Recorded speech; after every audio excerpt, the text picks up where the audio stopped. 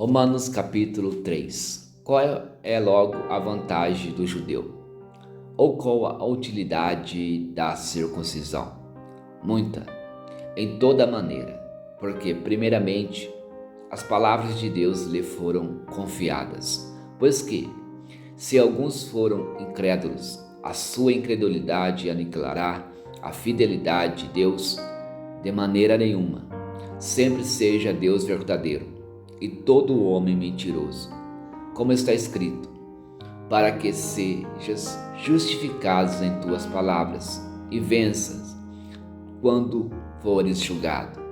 E se a nossa injustiça for causa da justiça de Deus, que diremos? Porventura será Deus injusto, trazendo ira sobre nós? Falo como homem, de maneira nenhuma. De outro modo, como julgará Deus o mundo?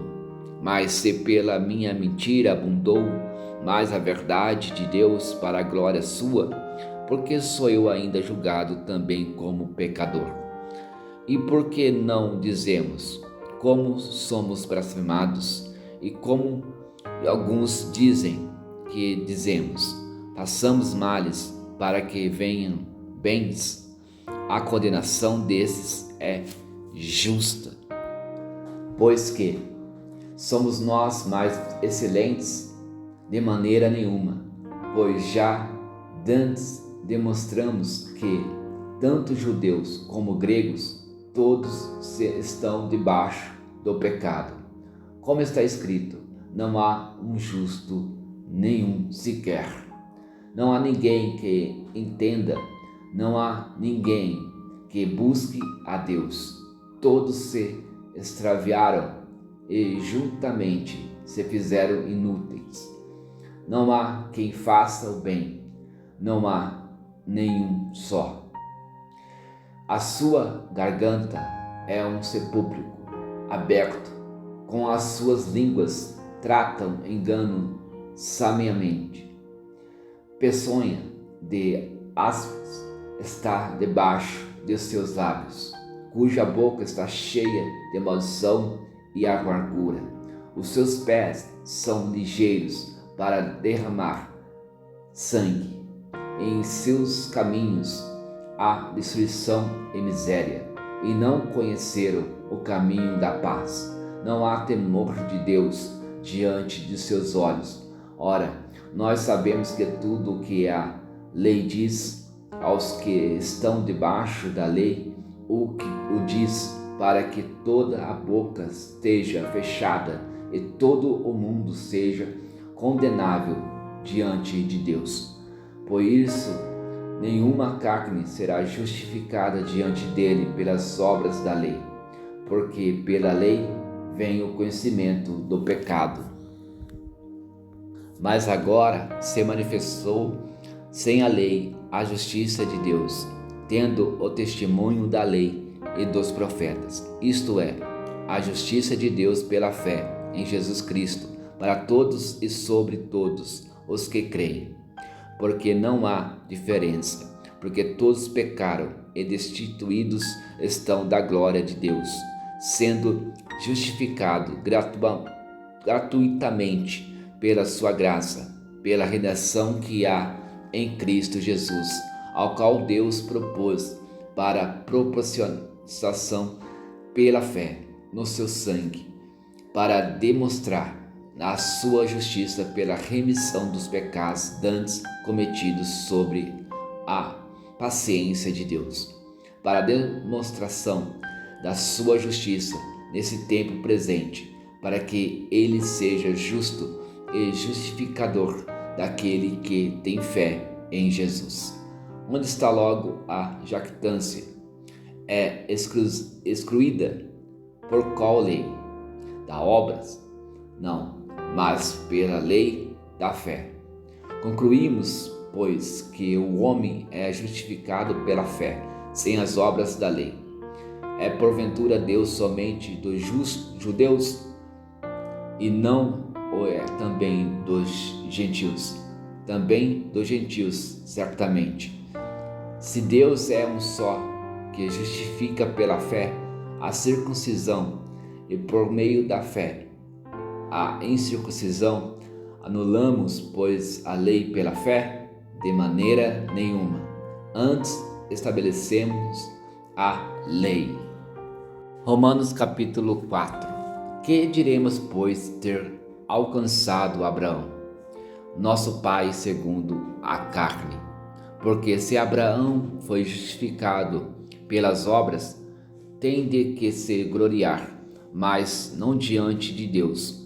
Pois que diz a Escritura: creu Abraão só a Deus, e isso lhe foi imputado como justiça. Ora, aquele que faz qualquer obra, não lhe é imputado o galardão segundo a graça, mas segundo a dívida. Mas aquele que não pratica, mas crê naquele que justifica o ímpio, a sua fé lhe é imputada como justiça.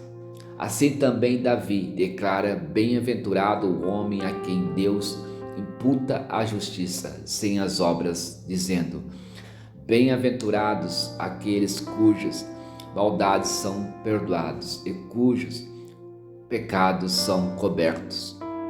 Bem-aventurado o homem quem o Senhor não imputa o pecado.